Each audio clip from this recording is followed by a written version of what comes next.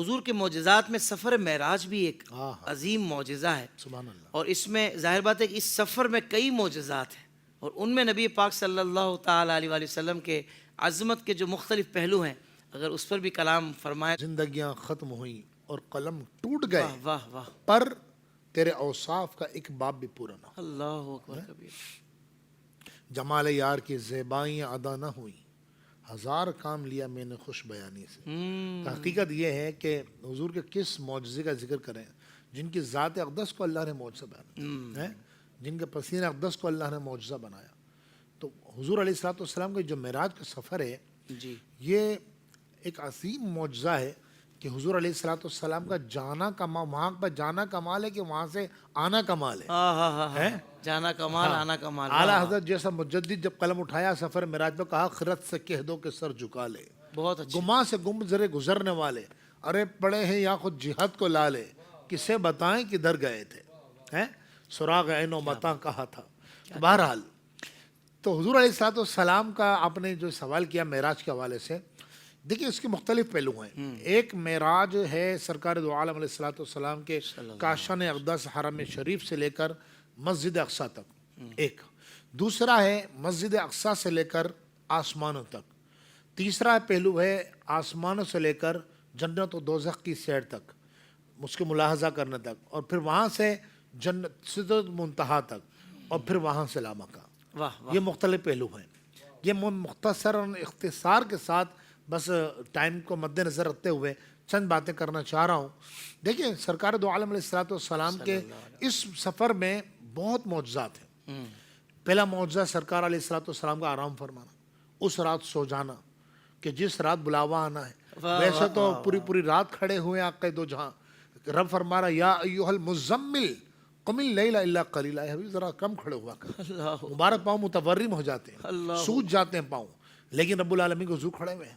اور سرکار دو علیہ الصلوۃ والسلام پوری رات قیام فرما رہے ہیں، لیکن جس رات بلاوے کی اس رات محوے استراحت چادر اوڑھ کر جبریل امین سے چھت پھاڑ کر تشریف لاتے ہیں، اپنے مبارک لب لگاتے ہیں. اب جبریل امین کہتے ہیں یا رسول اللہ چلیے رب بلا رہا ہے. اب حرم شریف کے اندر سرکار دو عالم علیہ الصلوۃ والسلام تشریف لے جاتے ہیں. اب یہاں سے معجزات کا ظہور شروع ہوا، سینہ اقدس کو چاک کیا جاتا ہے. یہیں سے تو بائی پاس نکالا لوگوں نے کہ بھائی ایسا ہو سکتا ہے کسی انسان کے سینے کو کاٹا جائے، دل نکال لیا جائے، اس کے اندر جناب جو ہے ایڈیشن کی جائے اور پھر دل رکھ دیا جائے. ایسا ممکن ہے، جبھی تو بائی پاس ہوا کرتا ہے. اب یہ حضور علیہ الصلوۃ، یعنی آج آپ سوچیں نا کہ جو جدید سائنس ہے اس نے سب کچھ ثابت کر دیا. سرکار دو عالم علیہ الصلوۃ والسلام کو دل انور یعنی سینہ اقدس چاک کیا جاتا ہے، خون مبارک کا ایک قطرہ نہیں نکلتا، دل اقدس کو باہر نکالا جاتا ہے، انوارات و جلیات سے معمور کیا جاتا ہے. پھر نور مطلب دل کو پہلے ہی معمور ہے، وہ معمور کیا جاتا ہے، پھر سینہ اقدس کے اندر رکھ دیا جاتا ہے. پھر وہاں سے سواری دولہا کی دور پہنچی. سرکار دو عالم علیہ الصلوۃ والسلام براق پر تشریف فرما ہوتے ہیں. اچھا یہاں پر حضور کا بیٹھنا یہ خود ایک معجزہ ہے. یہ اس میں مبالغہ ہے، برقن سے بنا ہے، اور برق کا معنی ہوتا ہے بجلی، اور بجلی کی رفتار کیا ہوتی ہے حضرت؟ پلک جھپکتے میں یہاں سے وہاں پہنچتی ہے. ہم یہاں بٹن کو دباتے ہیں، ابھی ہاتھ پیچھے بھی نہیں آتا اور لائٹ وہاں جل جاتی ہے، یعنی اتنی سپیڈ. تو جو برق ہو اس کا عالم یہ ہے، تو براق کا عالم کیا ہوگا؟ پھر آقا دو جہاں اس وقت تشریف فرما ہوتے ہیں. پھر وہاں سے چلتے ہیں مسجد اقصیٰ پہنچتے ہیں، اور یہ مہینوں کا سفر ہے. مہینوں کا سفر چند لمحوں کے اندر طے کرتے ہیں. اب حافظ صاحب وہاں پر سرکار دو عالم السلام پہنچتے ہیں، وہاں نماز پڑھاتے ہیں انبیاء کی ہیں، اور کئی روایتیں اس کے اوپر ہے، اور سیرت کی کتابوں کے اندر لکھا ہے جب حضور تشریف لائے تو لوگ انکار کرنے لگے، کہنے لگے اچھا بتائیے، کیونکہ وہ جانتے تھے کہ اپنی ظاہری حیات کے اندر نبی مکرم صلی اللہ علیہ وسلم کبھی بھی مسجد اقصیٰ نہیں گئے. تو انہوں نے کہا اچھا یہ بتائیے اگر آپ گئے ہیں تو بتائیے وہاں پر ممبر کتنے ہیں، کھڑکیاں کتنی ہیں؟ حافظ صاحب سالوں سے آ رہا ہوں میں آپ کے سیٹ کے اوپر ہے، مجھے نہیں پتا کہ یہاں کے 2 دروازے کہ 3 دروازے ہیں. یہ جو آپ نے محرابیں بنا رکھی کتنی محرابیں ہیں؟ ظاہر سے آپ پروگرام کرنے آتے ہیں.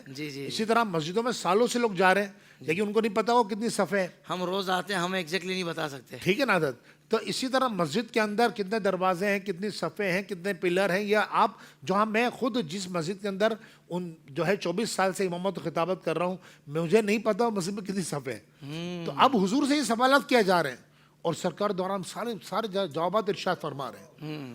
جب یہ سوال جواب کر کے چلے گئے تو صحابہ نے پوچھا رسول اللہ اب یہ دیکھیں معجزہ کا ظہور. یا رسول اللہ یہ کس طرح آپ نے جواب ارشاد فرمایا؟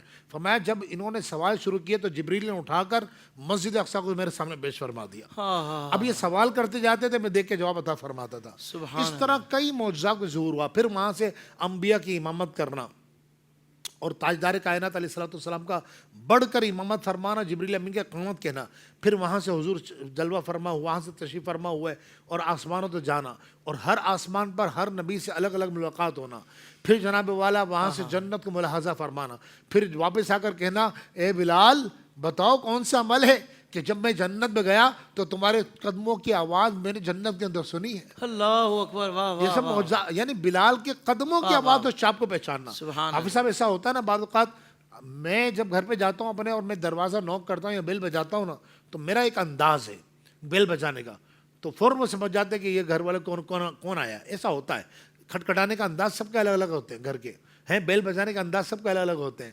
تو اب آپ سوچئے کہ حضور نے حضرت بلال حبشی سے کتنی محبت کی ہے کہ رسول اللہ آپ کے پاؤں کی چاپ کو بھی پہچانا کرتے تھے کہ بلال تمہارے پاؤں کی قدموں کی آواز میں نے سنی ہے. تو اب حضور علیہ السلام جنت کو ملاحظہ کرتے ہیں، دوزخ کو ملاحظہ کرتے ہیں. یہ سب کیسا ہو رہا ہے؟ یہ آن کے اندر، ایک آن میں لمحوں کے اندر ہو رہا ہے. جب واپس گئے تو کنڈی ہلتی بھی چھوڑ کے گئے تھے، آئے تو کنڈی ہل رہی تھی. گئے تو بستر گرم تھا، آئے تو واپس بستر گرم تھا. گرمائی جو انسان بیٹھتا ہے سوتا ہے نا، وہاں انسانی جسم کی حرارت آ جاتی ہے، تو وہ حرارت تک ختم نہ ہوئی. گویا کہ جان کائنات نکلے تو کائنات سے جان نکل گئی، سب کچھ وہیں تھم گیا، سب کچھ وہیں ٹھہر گیا. زندگی کے تمام شعبوں میں دینی رہنمائی حاصل کرنے اور آخرت کو بہتر کرنے کے لیے ہمارے YouTube channel Islamic digital studio کو سبسکرائب کر لیں اور بیل آئیکن بھی پریس کر لیں.